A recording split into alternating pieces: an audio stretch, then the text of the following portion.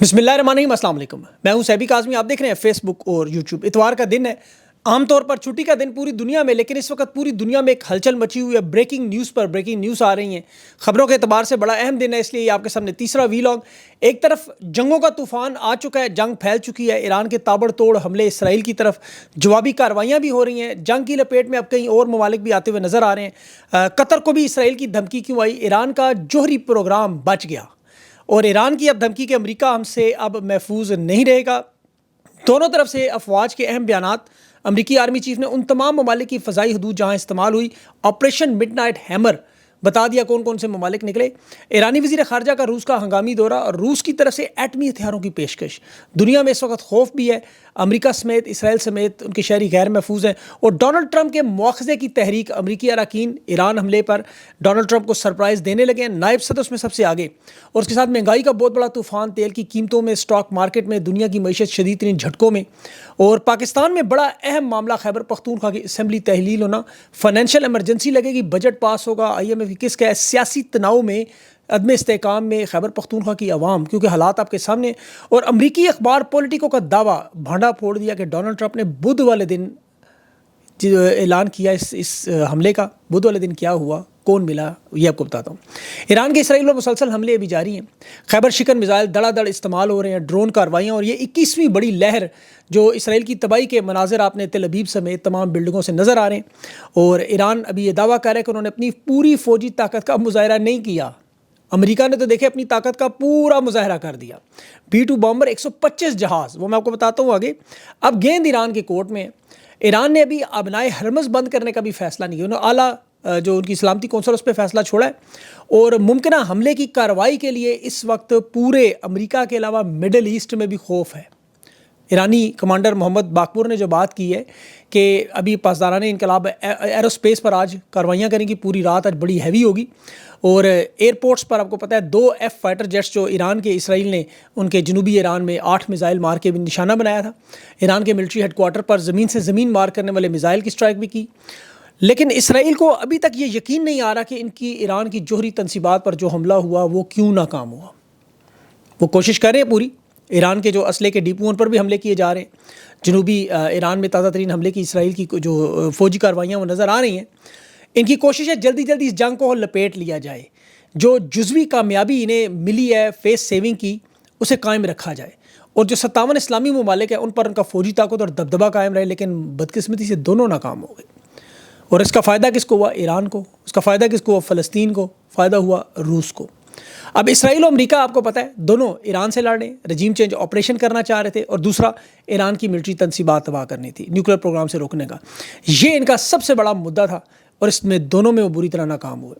جو ملٹری تنصیبات پر انہوں نے حملہ کیا، جو جوہری تنصیبات پر، وہ تصاویر سیٹلائٹ امیج سے سامنے آئی، فروزو کی سائٹ وہیں نظر آ رہی ہے، اس کے ارد گرد نقصان ضرور نظر آ رہا ہے، لیکن ایران نے پہلے ہی کہہ دی یہ قابل مرمت نقصان ہے۔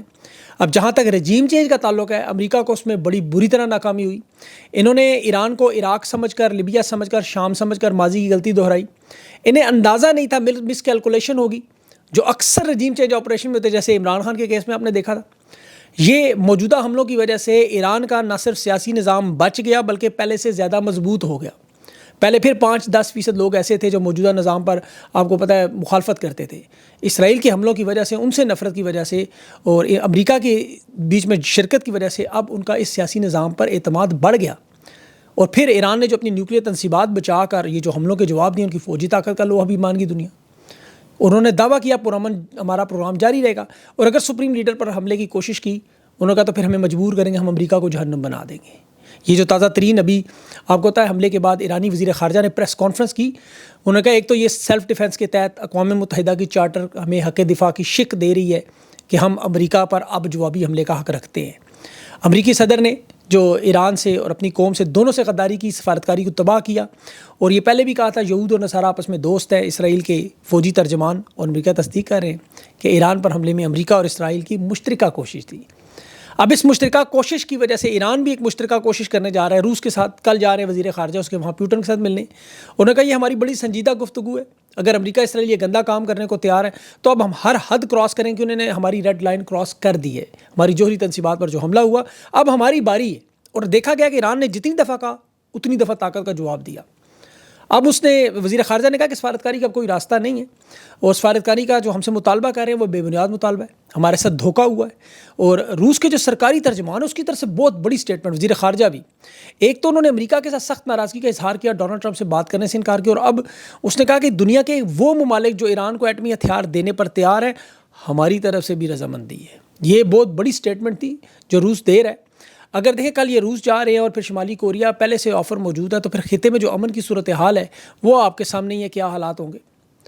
اب دیکھیں ایران نے ایک تو اپنی تمام جوہری تنصیبات کی تصاویر شائع کر کے ان کے بیانیے کو تباہ کر دیا، اور اس حملے میں ایران کا ایک شخص بھی شہید نہیں ہوا، یعنی کہ مارچ کی انٹیلیجنس درست تھی۔ 10 گنا بڑا رد عمل ایران نے جواب میں دے کے بتا دیا کہ جس حملے میں ایک ملک کی کمر ٹوٹ جاتی ہے وہ مضبوط ہے۔ اب سیاسی بیانی کے لیے ایران نے تل ابیب میں جگہ جگہ ڈونلڈ ٹرمپ کے بل بورڈ لگائے ہوئے، شکریہ ڈونلڈ ٹرمپ، جیسے وہ پاکستان میں آپ کو مریم نواز اور شہباز شریف وغیرہ کے آرمی چیف کے بورڈ نظر آتے ہیں۔ لیکن یہ جو کہ سیاسی بیانی ہے فیس سیونگ والا، حقیقت جو ہے وہ اب سب کے سامنے تصاویر اور ویڈیوز میں آ رہی ہیں۔ اس وقت ایران کہ اس حملے کی وجہ سے، ممکنہ حملے کی وجہ سے اب اس وقت مڈل ایسٹ میں بھی خوف ہے۔ بحرین نے تمام سرکاری ملازمین کی چھٹیاں ختم کر دی ہیں، انہوں نے کہا گھر سے کام کریں آپ، اور دفتر آنے کی کوئی ضرورت نہیں۔ وہاں پہ امریکہ کی بہت بڑی نیول بیس ہے، جہاں جہاں بیسز ہے وہ لوگ خوفزدہ ہیں۔ صرف امریکی غیر محفوظ نہیں، مڈل ایسٹ کے تمام اب اپنے آپ کو غیر محفوظ سمجھ رہے ہیں۔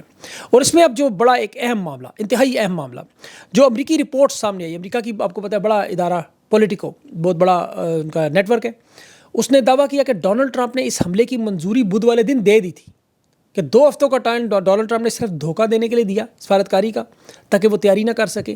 اور بدھ کا دن 18 جون کو وائٹ ہاؤس کے کیبنٹ روم میں فیلڈ مارشل آرمی چیف کی ملاقات ہوئی، جس کا پورے پاکستان میں شور مچا۔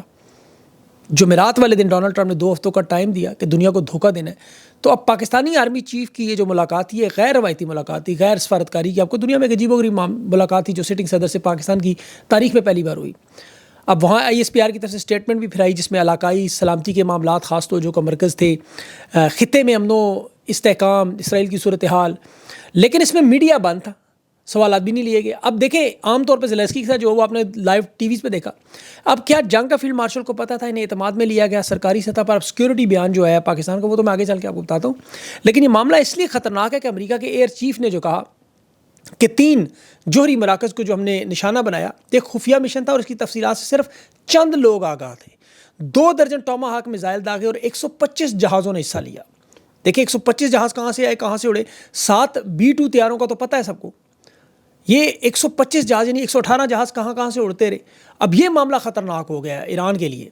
یہ جو مڈ نائٹ ہیمر آپریشن کی تفصیلات وہ بتا رہا تھا کہ یہ جہاز کہاں سے اڑے، میسوری سے اڑے، ایران تک پہنچنے کے لیے کینیڈا، پرتگال، اٹلی سے ہوتے ہوئے پھر سعودی عرب، کویت، بحرین، عرب امارات، قطر، یہاں ان کی فضائی حدود سے گزر کر ایران پہنچے۔ پاکستان کی حدود کا انہوں نے ذکر نہیں کیا، لیکن یہ بڑا اہم معاملہ تھا، کون کون لوگوں نے پتا تھا۔ اب آپ امریکہ میں اس وقت صورتحال دیکھیں تو وہاں ڈونلڈ ٹرمپ کے اس معاملے کی وجہ سے استعفے کا مطالبہ کیا جا رہا ہے، مواخذے کی تحریک، کیونکہ امریکی قانون جو ہے، آئین قانون ان کا، وہ اگر عالمی ضابطے کی خلاف ورزی ثابت ہوگی، اختیارات کا غلط استعمال ثابت ہوا، جو امریکہ کے قانون کا اہم حصہ ہے کہ ہمارے ملکی مفاد کو جو نقصان پہنچا کے اپنے لوگوں کی جان خطرے میں ڈالے، وہاں مواخذہ ہے، اور یہ کانگریس کی منظوری کے بغیر ہوا ہے۔ اب کانگریس کا اختیار ہے امریکہ کے آئین کے تحت کہ وہ باضابطہ طور پر جنگ کا اعلان کرے۔ امریکی صدر کے پاس یہ اختیار ضرور ہے کہ وہ محدود فوجی کارروائی کر کے اجازت دے سکتا ہے، لیکن اگر ایران پر حملے میں یہ شرائط پوری نہ ہوئیں تو یہ غیر آئینی حملہ تصور کیا جائے گا، جس پر امریکہ میں اس وقت معاملہ شروع ہو گیا، احتجاج لوگ وہاں سڑکوں پہ بھی کر رہے ہیں اور ان کی کانگریس میں بھی۔ ڈونلڈ ٹرمپ مشکل کا شکار ہے۔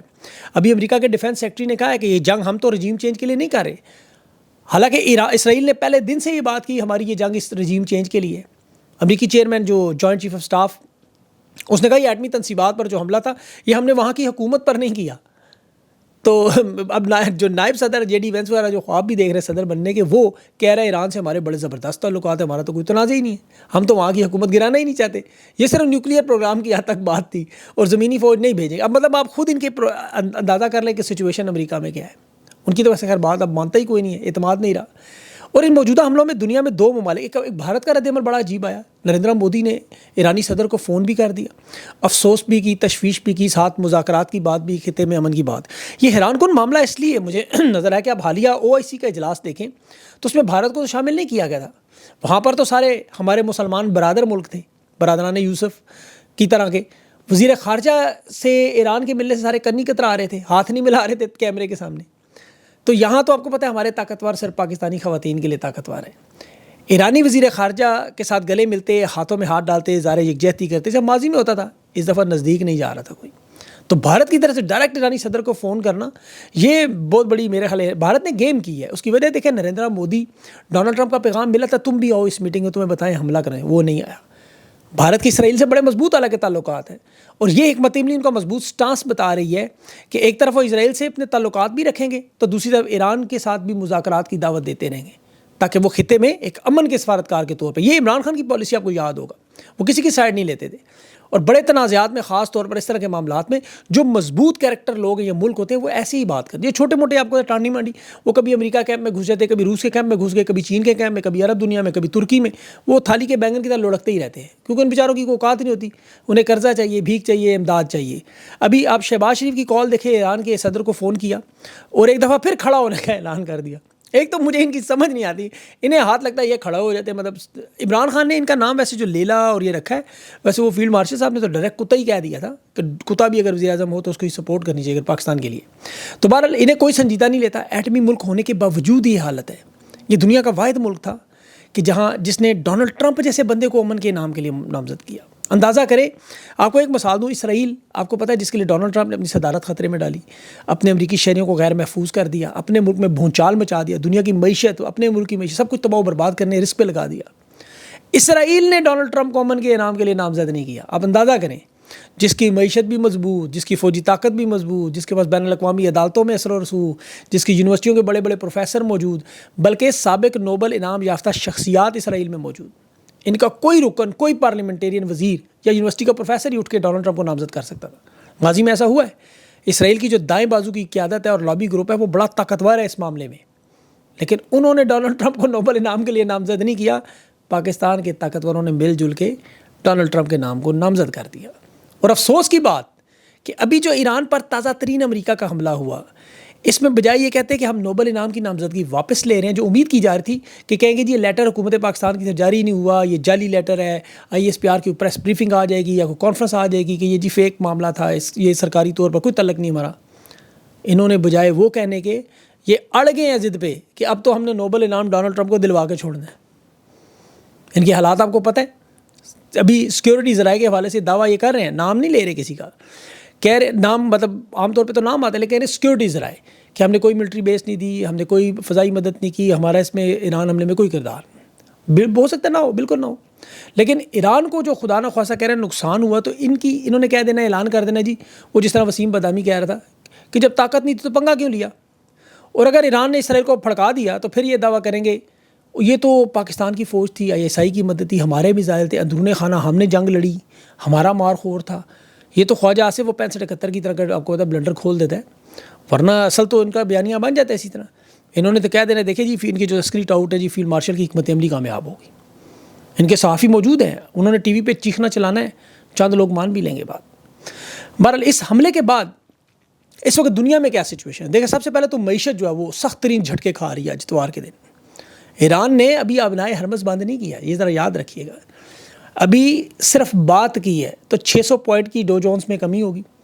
برنٹ کروڈ کی جو آئل ہے برنٹ، وہ 11% اس میں اضافہ ہوا ہے، $77 بیرل پیٹرول چلا گیا. یورو، سوئس فرینک، سونا، امریکی بانڈز میں دیکھیں اس میں سرمایہ کاری میں اچانک اضافہ ہوا ہے. اس کی میں آپ کو وجہ بتا تو کرپٹو کرنسی کے 5% شیئر گر گئے، بٹ کوائن 1% گر گیا. اب ایشیا کی جو مارکیٹس ہیں وہاں شدید ترین مندی نظر آ رہی ہے، یورپ کی مارکیٹس میں مندی نظر آ رہی ہے، شیئر جو ہے بری طرح گرے ہیں.